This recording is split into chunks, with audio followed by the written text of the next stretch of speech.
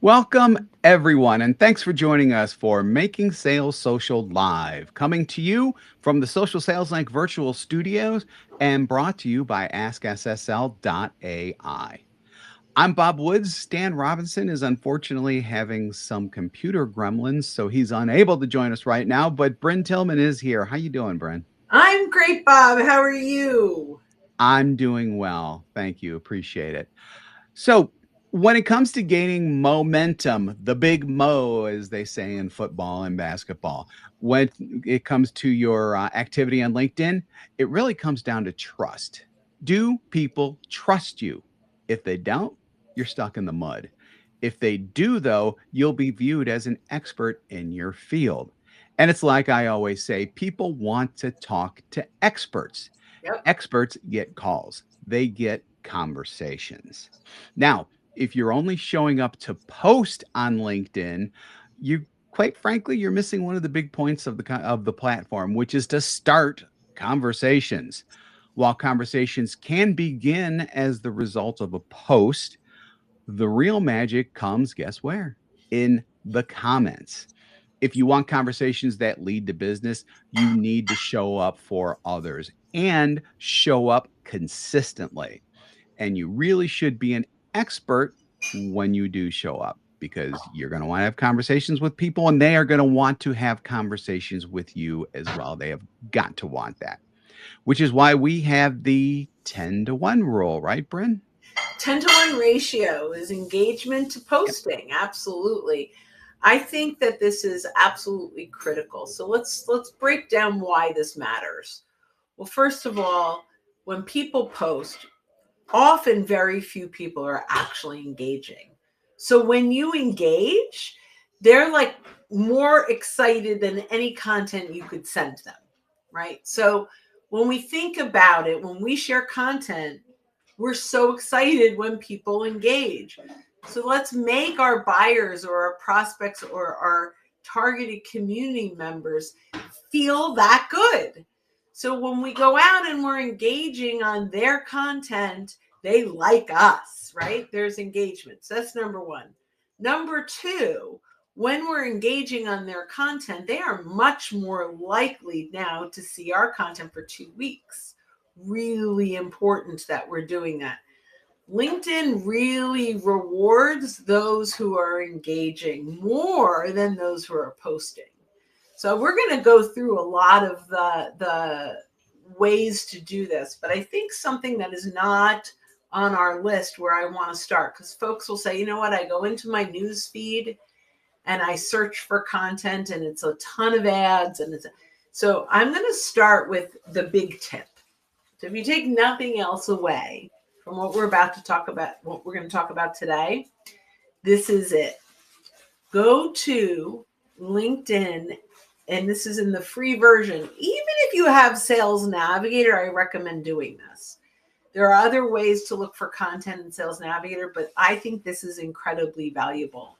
Go up to the search bar and hit enter and click on posts and then choose the filter latest. So it's the most up to date piece of content at the top. Then you can choose your first degree connections and people you follow. So now, just based on the people that you have chosen to engage with, you are going to see just their content. Following can be one way. You may say, well, I want everyone I've connected with, but I also want Brene Brown content and I want Oprah Winfrey content or whomever that is. You can go follow them. And then when you choose that filter, their content is going to come up in this thread. You can also break it down by author industry and maybe a couple of others. There's not a ton of breakdown, but what happens is you now have a thread of content without ads, without all the noise that is simply from your chosen community. Go ahead and bookmark that. And because you've chosen the filter latest, you come in every day, the top stuff is the newest stuff. So this is the best way to get started on the 10-to-1 ratio in a very practical way. Yeah, so that's fantastic. As they say nowadays, I have no notes on that. I do want to say one thing though. We have an ebook that not only Yep. goes over everything here, except for what Bryn just said. You need to be here to learn that, but also contains some AI prompts written in our crispy format that will help you with commenting. So you're going to get a lot out of this ebook. It's at socialsaleslink.com/momentum. Again, that's socialsaleslink.com/momentum. And if you're here live, just scan the QR code at the top left. Yeah, scan the QR code at the top left. It's also in the comments in LinkedIn as well. And if you're listening to this via podcast, we will make sure that that address is in show notes as well. So with Awesome. yeah, this is great. We try our best here. So let's talk really quick, excuse me, about why 10 comments outperform one post. So that ratio 10-to-1. There are reasons behind it beyond the algorithm. So the first one is, yeah, every thoughtful comment, and yes, they do need to be thoughtful. They can't be just great post. I'm on a tear when it comes to the great post comments. Never do that. Every thoughtful comment serves a purpose. And we've got three that we're going to talk about here really quick that I'm going to go over. One, a comment shines the light on the original author, which is huge because you're not just acknowledging their post, you're helping it reach more people and giving it extra weight through your response, which is big. I mean, because first of all, the post that you should be responding to should be good to start with, to like really good. Don't just go out there and comment on absolutely anything that is posted. I mean, make sure that it serves your audience. Always be thinking about your audience when it comes to these comments. But at the same time, you really should be amplifying the original post author because they put the time in, it's their thoughts. You should really, by doing this, you're not only amplifying yourself, but you're kind of applauding them and saying, yay, good for them at the same time. This is a really good post. I think that that's every bit as important as well. So absolutely. So let's talk about some ways to do this. And by the way, you said something important, and I'm going to share one other piece. You can find influencers that are talking parallel to what you do. Now, it's important you don't go to all your competitors to do this. I want you to go, like for us, sales trainers or marketing agencies. Those are all parallel. We do not overlap, but we attract the same people. So think about who are those influencers, especially those that are attracting a lot of people. So you can now find their content. And by the way, you can use that post search based on specific author names. So you can have another search of posts, and I could go in and do Jeb Blunt, Amy Franco, Colleen Stanley, Liz Hyman, Mark Hunter, all Meredith Elliott Powell, all the folks that are sharing content that are attracting my folks. I can create just a list of their posts as well. And I would bookmark that so I can go back and look every day. So now not only do I have a specific list of people that are attracting my folks, but I can see the most current content. Now, what do I do? And we can go deeper into using AI for commenting, but I would say, and we do have a prompt for that in the ebook, but I would say take the time and really read that post and find a quote from that post that resonates with you. Find something from that post where you can say, Meredith, really loved your overcoming objections tip on X, Y, and Z. Thought it was very powerful. Now, how do I create thought leadership beyond my my acknowledgement that Meredith is the thought leader. Well, now I can say one example we've used is X, Y, and Z. What do you think? And now I have both commented where I'm highlighting the author, just like Bob said, where they spent the time, give them those kudos. And then I can add, and this is, curious, this is how we're doing it. What do you think? Notice I'm not, even if I'm 100% positive that it is amazing, I still want to ask that author their perspective on it. You're going to get engagement, but you're also not hijacking their content. You're asking them for their perspective or advice on your thought leadership. Often, if you go in hijacking it, like, great post, and then now it's all your thought leadership without acknowledging theirs, as Bob mentioned, you start to lose them a little bit, and they feel like you've hijacked their content. So this is a great opportunity to share your thought leadership in a way that you're still respecting their mentorship and expertise. I think that's really important. The other thing is you can comment on the commenters or like and engage with the commenters. When you do that, you do kick in the algorithm, and those commenters now will start to see your content when you share it. Yep. Yeah. And 2 out of those 3 styles of comments that Brenda has just mentioned, comment to align with the author as a thought leader, and comment to engage with other commenters and start conversations. We have those crispy prompts in our ebook. So be sure that you go ahead and download that when you get a chance. Hopefully it's sooner rather than later. Hint, hint. socialsaleslink.com/momentum. socialsaleslink.com/momentum.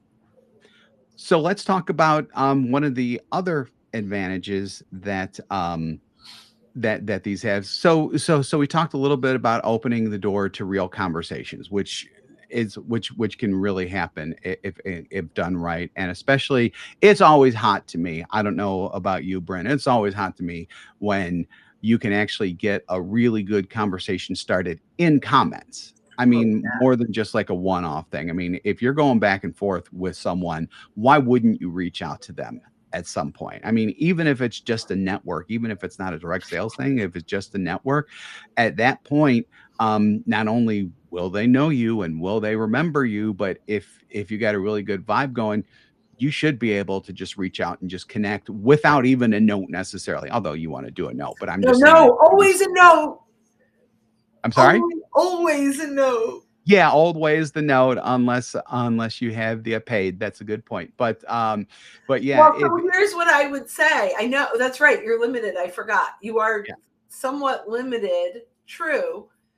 That's a very good point. If you have the free LinkedIn to, I don't know, 5 notes a month. I believe it's still 5, unless. Yeah. So that is a challenge. What I might recommend then is publicly just say, really enjoyed this back and forth. I'm going to be sending you a connection request, and then make sure the moment they accept, now you add that note. Yep. So, because what happens is a year from now, you'll be like, wait, how did I meet Bob Woods? Where did I see him? And so that note's really important. Yep, 100%. We have a wonderful so Larry, most of all my comments outperform my posts, unless I'm commenting on one of Jeb's posts when it underperforms. What's up with that? Oh my gosh. So here's, the funny thing is, I will tell you. So Jeb puts out a post.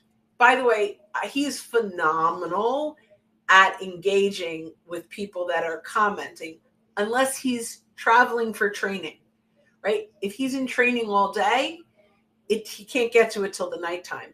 So when you mention his name and he doesn't engage for 2 hours, it's gonna reduce your exposure. So most people say, well, he won't know that I engaged on his content if I don't mention his name in the comment. Yes, he will.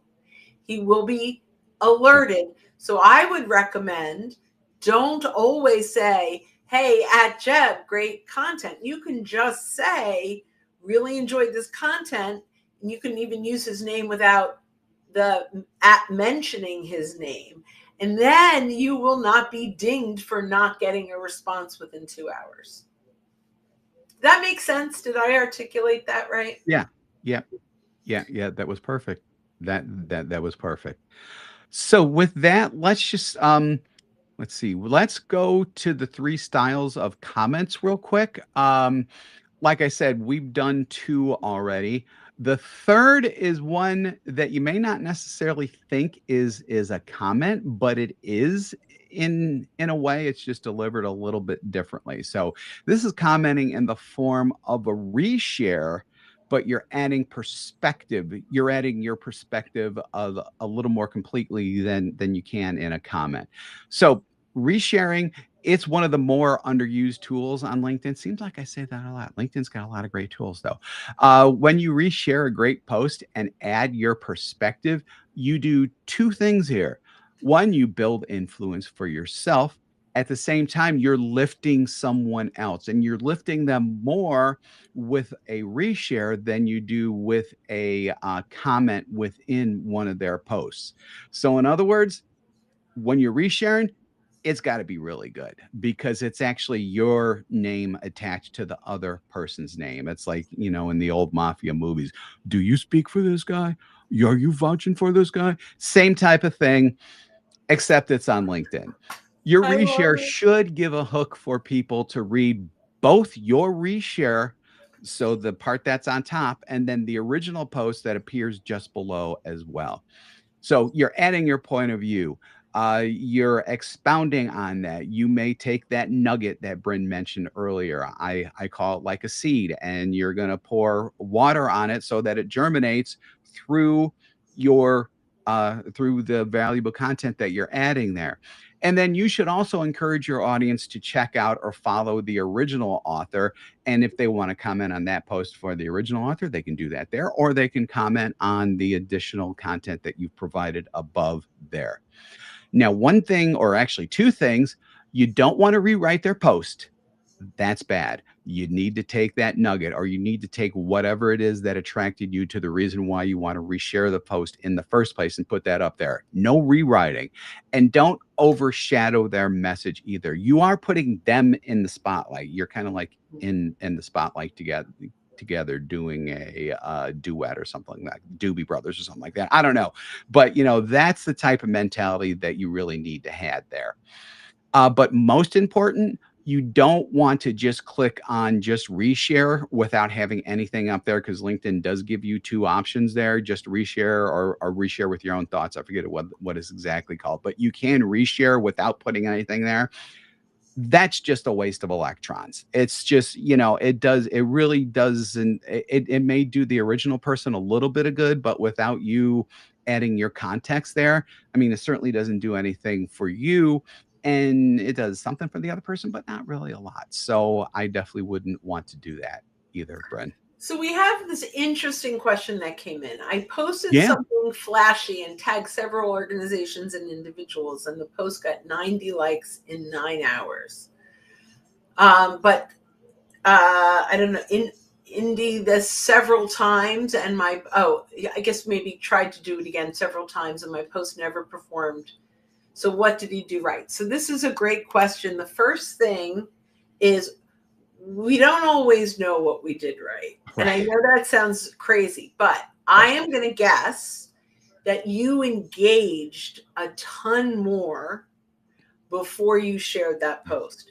The actual post is not necessarily what does well. It's how much you engage before and after you post. So if you engaged a ton and then posted it, LinkedIn is going to reward you by showing more people that content. So what you did right is probably not the actual post itself. It's the activity around the post.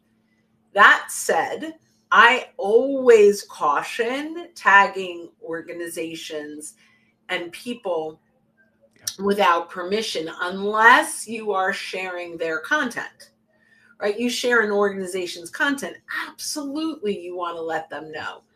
But it is a challenge, and it's something that we highly recommend you really think through. Because if I am tagged just arbitrarily because someone is looking for my engagement, I truly feel like it's spam. The person will lose my trust if now they share my content or Bob's content or Stan's content and they mention me 100%. They share something around Sales Navigator and they say, hey, Bryn Tillman would love your thoughts on this. Great, because it's aligned with who I am and what I do. But if it's just a group of 20 people tagged for the sake of getting momentum, you're going to lose momentum. And if someone detags themselves, untags themselves, it will bury the content completely. Yeah. So you have to really be careful around that. Yep. So Larry has. I've known Jeb since he was a pup. It's probably because I'm always busting his chops about not writing enough books.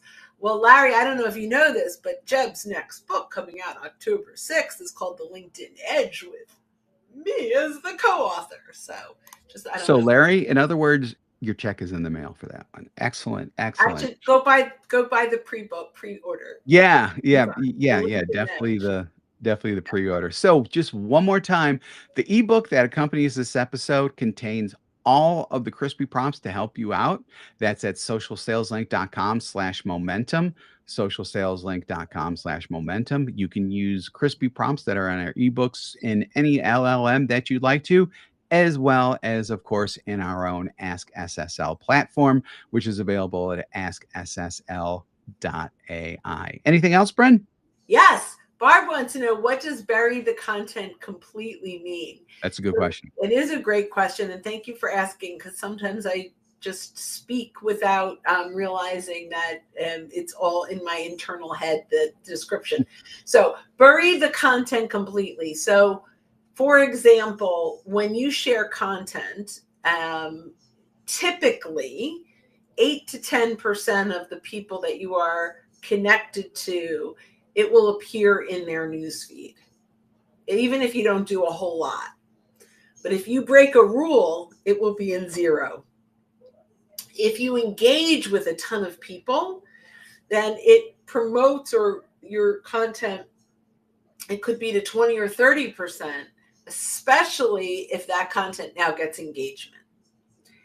If you break a rule, which I kind of consider, if you tag someone and they untag themselves, then you kind of broke a rule. Yeah. LinkedIn is like, oh, this is spam. Yep. And so then they no longer share it in anyone's newsfeed. They'll still be able to see it if they come to your profile and they look under your posts. They don't delete the post, but they stop sharing it with other people. I hope that makes sense. Makes sense to me. Hope that makes and then I can my functionality is not working for bringing up comments. So if you can do that on your side, it's like frozen for some reason. I've been doing for Terex. So Terex, I don't see it on post. Okay. Oh, maybe that's. I'm going to read this. So Tarek wrote, does the time or day of the week of publishing the post matter? So it's interesting you're saying the publish of the post. So, right. Which is different than the commenting. I would say the commenting doesn't necessarily matter. Mm-mm. We A/B test, or we have in the past time. There was a point where I had this chart where Monday morning it was 9 a.m., Tuesday it was 11, and then the next Monday it was 11, and so we mixed it up and tried to figure out what did best, and we never really got to exactly what does best. So here's what I'd say: you've got to A/B test it yourself. Often my weekend posts will do much better. And I think maybe it's because there's less posts and less content. Mm-hmm. And I tend to engage more on the weekends because I have more time than during the week. So I would just play around with it. Yeah. Yeah, everyone's audiences are different. That's why it's always like next to impossible to really answer that question definitively, because my audience is different from Tarek's audience. My audience may be on at certain times. Tarek's may be on at completely different times. So it's really it's really difficult. That's why you need to do the testing that Bryn mentioned. And post COVID, everyone is on all the time. Like Yeah. you're on and mobile phones and whatever it is, like it's just different. Barb said, does it bury only the one post or future ones? That is also a fabulous question. And what I would say is, if it happens frequently, it's going to be all your posts. LinkedIn will learn that everything you're putting out there. I believe you can redeem yourself with your next post. I will often send my post into the inbox. So, when you post something, and this is different than the engagement, right? This is asking for engagement.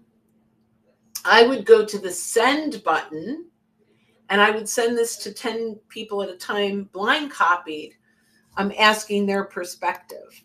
So, oh, hello, our friend Brad Pierce. Hey, Bob and Bryn, how much of an impact does your comment or replies have in Sales Navigator versus LinkedIn? I've been commenting and replying to posts on my Sales Navigator alert page. Does that help exposure on LinkedIn as well? This is such a fabulous question. So the question is, if I engage in Sales Navigator, does it have the same effect as if I'm engaging in LinkedIn.com? And the answer is exactly the same effect, because you're really not engaging in Sales Navigator. Mm-hmm. You make it think you are, but that content actually only lives in LinkedIn.com. So those likes and comments, if you left Sales Navigator and you went to LinkedIn.com, you would see them there. Yeah. So it is exactly the same engagement.